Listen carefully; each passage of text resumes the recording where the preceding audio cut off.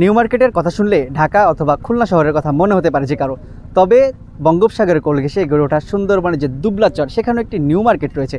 আমরা সেই নিউ মার্কেটে এসেছি।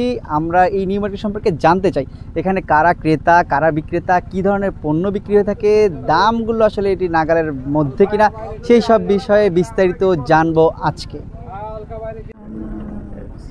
সংশ্লিষ্টদের সাথে কথা বলে জানা যায়, দুবলাচর নিউ মার্কেট মূলত চরে মাছ ধরার মৌসুমকে কেন্দ্র করে গড়ে ওঠা একটি অস্থায়ী বাজার। এখানে মুদি, খাবার হোটেল, সেলুন, কসমেটিক্স, কাপড়ের দোকান, ফার্মেসি, এমনকি অনলাইনে বিভিন্ন কাজের পাশাপাশি প্রিন্টিং সুবিধা রয়েছে।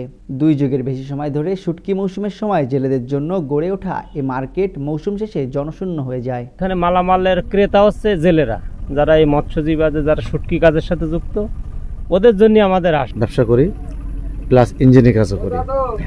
জেলেদের মৎস্য উপার্জনের জন্য আমরা সর্বক্ষণ সার্বিক সহযোগিতা আমরা থাকি এখানে। আমরা এখানে প্রতি বছর দীর্ঘ 5 থেকে 5.5 মাস করে থাকি। আমরা নতুন আসছি, আসার পর মনে হলো একটা শহরের মতন ফিলিংস পাচ্ছি।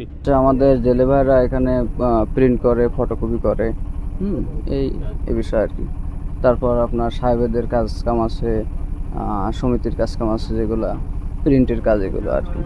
পায়জামা, লুঙ্গি, শার্ট, গেঞ্জি, বিভিন্ন রকমের যত আইটেম আছে, বিভিন্ন রকমের আইটেম, এবং এই বালিশ, আপনার ওই হাওয়ার বালিশ, এই বিভিন্ন রকমের আর কি।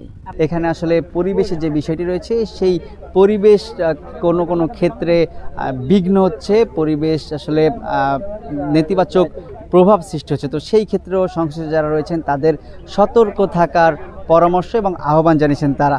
সুন্দরবনের দুবলাচর থেকে তানজিম আহমেদ, সময় সংবাদ।